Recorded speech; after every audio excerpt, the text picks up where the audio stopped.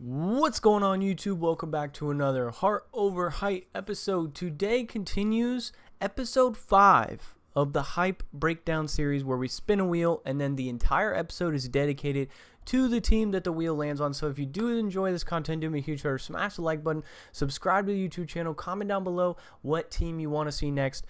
So without further ado, let's spin this wheel. So we're on the fifth team, meaning that we've done a few others. Of course, go back and watch those other ones. Today, this is going to be a great episode as we just rolled the Sacramento Kings. So, guys, this entire episode is dedicated to the newly additioned Sacramento Kings. So let me go grab all that stuff right now. All right, so here I do have the previous standings from this last season that included the Kings making the play-in. So last year they went 46-36. Now, of course, the year before was the extremely healthy year where they were able to make that playoff jump and play the Warriors and take it to Game 7. Typically, you don't get a year like that. It was definitely a outlier kind of year where the team didn't get hit by an injury bug at all the entire season. This last year was more realistic for them. Being 46-36 is around where everyone kind of expected them to be, because they got hit with an injury bug here, injury bug there, as in De'Aaron Fox missing a game or two, same thing with Malik Monk, etc. So, yeah, last year they made the 9th seed. Before I predict where they make the seed this year and if they make the playoffs and everything, let's take a look at Vegas odds. Vegas has them currently sitting at 18 in the rankings. So this being said, they think that, this is NBA championship odds, by the way. So of course, I don't really think a lot of people are expecting the Kings to be in that championship contending era, but everyone is expecting them to be better than they were with the addition of DeMar DeRozan, of course. Now, last year, they would be right around the same spot as they were this year. So, let's take a look at their depth chart now and talk about DeMar DeRozan. We'll talk everything Sacramento Kings with their depth and everything. If you watched my video yesterday, I made a couple suggestions to their roster that I'm going to bring up here in a few seconds. But right now, their starting lineup is De'Aaron Fox, Kevin Huerter, DeMar DeRozan, Keegan Murray, and Domantas Sabonis. Off the bench, having guys like Devin Carter, the rookie, Malik Monk, Jalen McDaniels, Trey Lyles, Alex Len, and then another Keon Ellis back there. What I would like to see is Sacramento flourish a little bit with Keon Ellis. Let him give him the keys to that starting shooting guard role. Trade Kevin Huerter, and then Malik Monk fits that 6th man of the year role. I know a ton of Kings fans, I've been seeing that all over the place. A ton of Kings fans want to see Malik Monk come into the starting lineup, and then you have either Huerter or Keon Ellis be your 6th man. I don't view that. I view Malik Monk in the same sense that I do a Manu Ginobili, a Jamal Crawford, a Jordan Clarkson, a Lou Williams, where they're at their best when they come off the bench and they can just run with the second unit. There's no pressure on them whatsoever to perform. They play starter minutes. They just come off the bench. And then you give a guy like Keon Ellis, who's a young and upcoming player, that Alabama native right there, you give him the keys and say, hey, we're going to give you this confidence. We know you shoot 40% from the three-point line. Your trade value probably isn't as high as Kevin Huerter's is right now. They may not be too far off, but I would assume Kevin Huerter would be a little bit higher. But yeah, Keon Ellis coming out of Alabama University, I think that they should solidify him in that starting role, being a 3-and-D kind of player, where he's a lockdown defender caliber player. He is what you were expecting out of Davion Mitchell if Davion Mitchell was like 4 inches taller. Now let's talk about this roster then. Does it have enough to make a leap? Make a leap from the 9th seed up? And the answer is, I don't think so. Can they string together some wins and come out of the play-in and everything? Sure. But coming out of the play-in is not going to be enough. You need to avoid these top 3 teams. And I understand the Clippers are going to fall, but there's Memphis that's on the rise. There's the Pelicans that are on the rise, right? Phoenix got better. Dallas, you could make an argument that they got better. Minnesota, they got better. Denver, you can make an argument they may have gotten a little bit worse, but they're still going to be at the top of the league. Same thing with Oklahoma City. That leaves when you start doing these fill-ins of like, you want to put Sacramento up there, but realistically, it's, Oklahoma City's probably going to be at the top, and then you have Denver. Sacramento's not better than Oklahoma City. They're not better than Denver. They're not better than Minnesota. They're not better than Dallas. They're not better than Phoenix. I wouldn't put them better than New Orleans. It's about a 50-50 toss between them and the Lakers. Same thing with them and the Warriors. So right around this play-in area is where I expect them. The Rockets also got better. The Grizzlies are going to be in this conversation too, because they're not going to be 27-55 with Ja Morant back. Everyone being healthy. A lot of people are forgetting about them. San Antonio could make a scary run for some of these teams, meaning the Warriors are going to be in danger of falling out.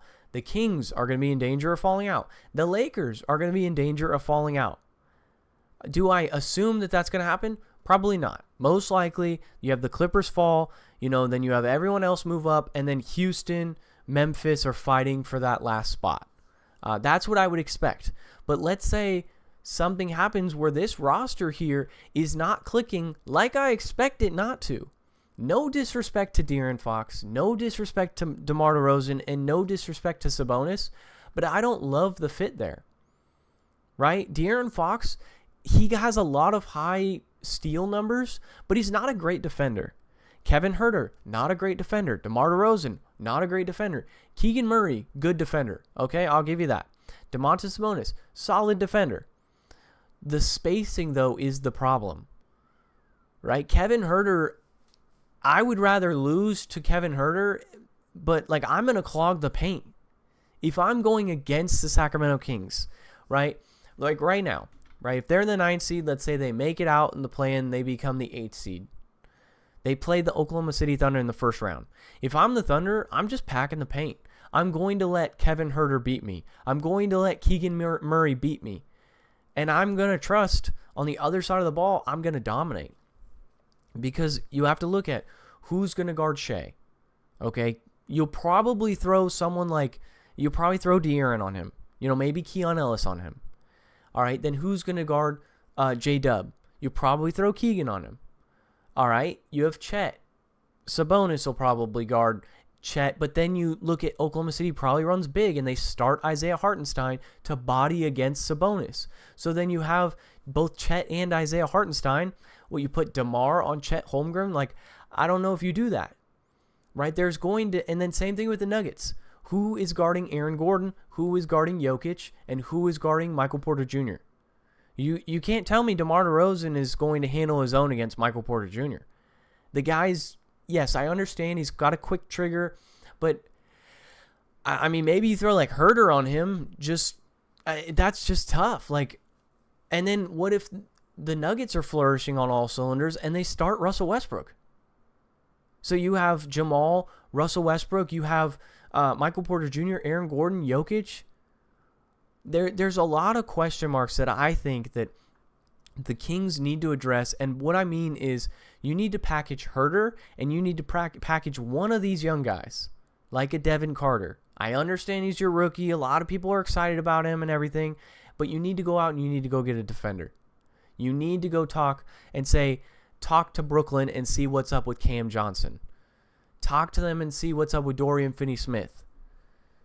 And just see what the offers are looking like. Because Kevin Huerter and Devin Carter seems like a decent package. Kevin Huerter being that contract filler as well as giving you some value that the other team can then flip. And then Devin Carter being a first-round pick at that point. Right? The Kings overall, I like the idea of them making a big splash move in going and getting a guy like DeMar DeRozan. Just, is DeMar DeRozan right? When you had other options there, you could have tried to make a flourish trade for Lauri Markkanen. And if it meant you gave up 4 first-round picks, then so be it. Right? Because look at this lineup here. You have De'Aaron Fox, Keon Ellis. You have Keegan Murray at the 3, Lauri Markkanen at the 4, and Domantas Sabonis at the 5. I think that with Malik Monk coming off your bench, I think that is a championship contending team. All NBA caliber player in Domantas Sabonis. All NBA caliber player in Lauri Markkanen. All-star caliber player in De'Aaron Fox. 3-and-D kind of player in Keon Ellis. Let's look at the championship Celtics, for example, right? Or we can even look at the Nuggets. One thing that they had was multiple guys on their roster that have that just green light for go. You can even say that this roster is on trajectory to being similar to that Nuggets roster in the sense of Sabonis and Jokic. Yes, Jokic is a better player, of course, but Sabonis can pass the ball. He can rebound. He can block shots. He can score, etc. Then you look at power forward Keegan Murray, comparable to Aaron Gordon. He's a better three-point shooter, Aaron Gordon being better in the dunker spot and playing in that system, right? DeMar DeRozan, Michael Porter Jr. And then this is where you put Keon Ellis to be that Kentavious Caldwell-Pope for your shooting guard spot. And then at point guard, you have De'Aaron Fox, i.e. Jamal Murray, right? So they're not too far off there, but if you then swap and you go and get Jeremy Grant, who can play that dunker spot, and then you shift Keegan Murray, because to me, Keegan feels more like a 3 than he does a 4. And then you have a traditional 4 there, i.e., Jeremy Grant would be a perfect fit to play a dunker spot role. There's a lot of situations here that the Kings could go about that could help them flourish and everything. I just don't know if DeMar DeRozan is enough, or if they need to go. I believe they need to go and make another move. They need to go and trade for a guy like Jeremy Grant.